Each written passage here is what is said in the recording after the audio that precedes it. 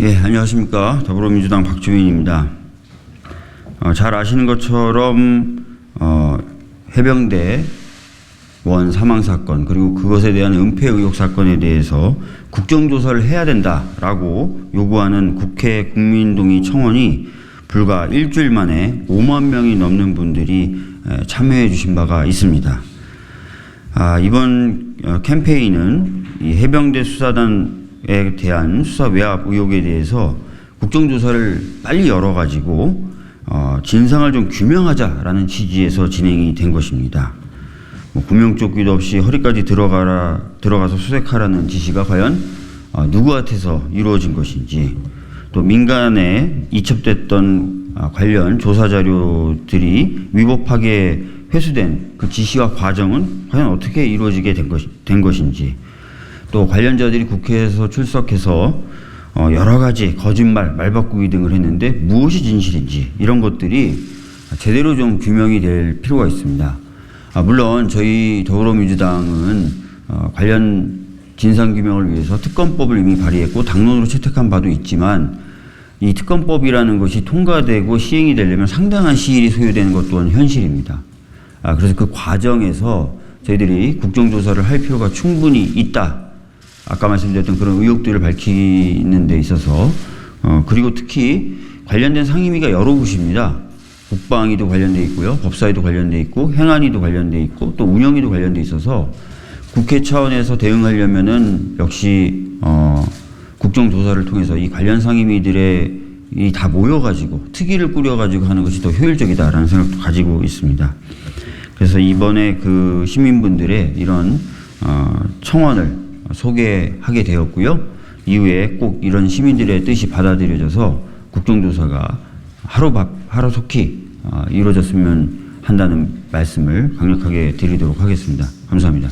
군사보안법의 개정 취지가 무엇이었는지, 이에 따라 이 사건이 어떻게 처리되었어야 했는지에 대해서 최영승 교수님께서 정리 발언해 주시겠습니다.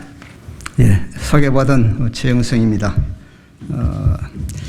1년 전 군 사망 그리고 성폭력 사건 등에 대해서 피해자 인권을 보호하고 또 사법정의 실현을 위해서 군 사망 성폭력 사건 등에 대해서는 일반 법원 관할로 하는 개정 군사법원법이 시행이 됐습니다. 개정법 시행 1년 남짓된 이 시점에 최상병 사망 사건이 발생을 했고, 진상규명 과정에서 법 개정 취지가 무색해졌습니다. 진상규명을 위한 해병대 수사단장의 사건 경찰 이첩에서부터 수사 외압 의혹까지 최상병 사건을 두고 벌어지고 있는 일련의 일들을 보면 관할권을 넘기고도 사실상 국방부가 사건을 좌지우지하게 되는 것을 보게 됩니다. 국방부 조사본부가 조사 내용을 경찰에 이첩하면서 당초 이첩 내용에 있었던 사단장 포함 8명 혐의자가 대대장 등 2명으로 축소된 것으로 알려지고 있습니다. 사단장 등 4명에 대해서는 사실관계만 적시하여 이첩하고 2명은 빠진 것으로 알려졌습니다. 이야말로 국방부가 사전에 진상규명 범위 책임자 처벌 가이드라인을 정해준 것이나 다름없다고 하겠습니다. 이번 사안은 대통령실, 국방부, 경찰 등 여러 권력기관 개입 의혹이 제기되고 있어서 제대로 된 진상규명을 위해서는 수사 외압 의혹이 반드시 밝혀져야 하고, 기존의 수사기관에 맡겨놓기에는 한계가 있다고 하겠습니다. 군제사회의 명령을 생명으로 알던 순수한 한 청년이 정작 자신의 생명은 보호받지 못한 채 사망한 사건입니다. 묻어버리고 또 덮어버리고 그리고 잊혀져 가는 것이 반복되는 군 내부의 이런 악순환의 고리를 이제는 끊어내야 합니다. 대한민국 법치사회입니다. 국민에게 법을 지키라고 하기에 앞서 국가기관 스스로부터 법을 지켜야 할 것입니다. 이런 현실에서 외압 의혹에 대한 진상을 제대로 그리고 신속히 밝히기 위해서는 국회가 나설 수밖에 없는 상황에 이르렀습니다. 시민의 한 사람으로서 이 자리를 빌려 국정조사가 필요함을 말씀드립니다. 감사합니다.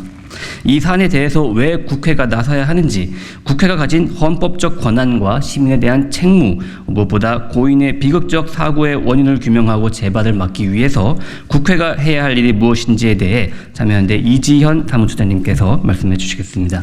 예, 소개받은 이지연입니다. 해병대 최상병 사망 사고가 발생한 지 2달이 다 되어 갑니다.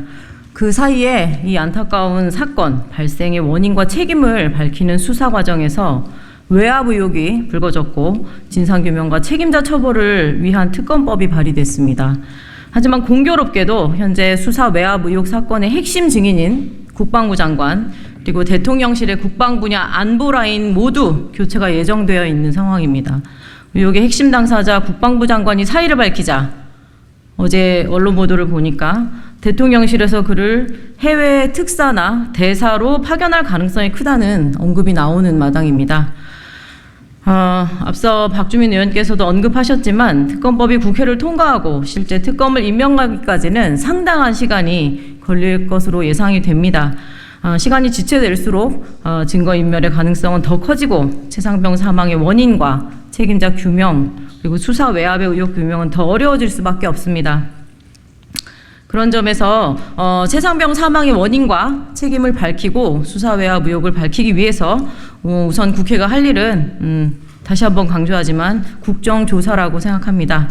국회 국방위가 다음 주 월요일에 5만 국민동의 청원으로 접수된 이 국정조사 청원안을 심사할 예정입니다.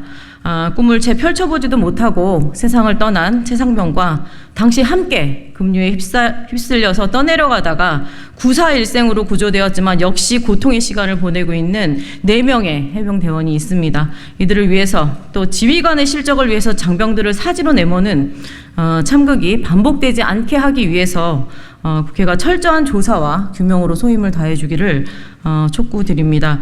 누가 안전에 대한 대비 없이 이들을 위험으로 내몰았는지 그리고 사단장을 포함한 8명의 책임을 분명히 명시했던 수사 결과가 왜 국방부 조사본부에 의해서 축소가 됐는지 그리고 국방부 장관은 수사 결과 결재를 왜 다음날 오전에 번복했는지 그리고 그 과정에서 VIP의 전화 통화가 있었는지 분명히 밝혀야 할 것입니다.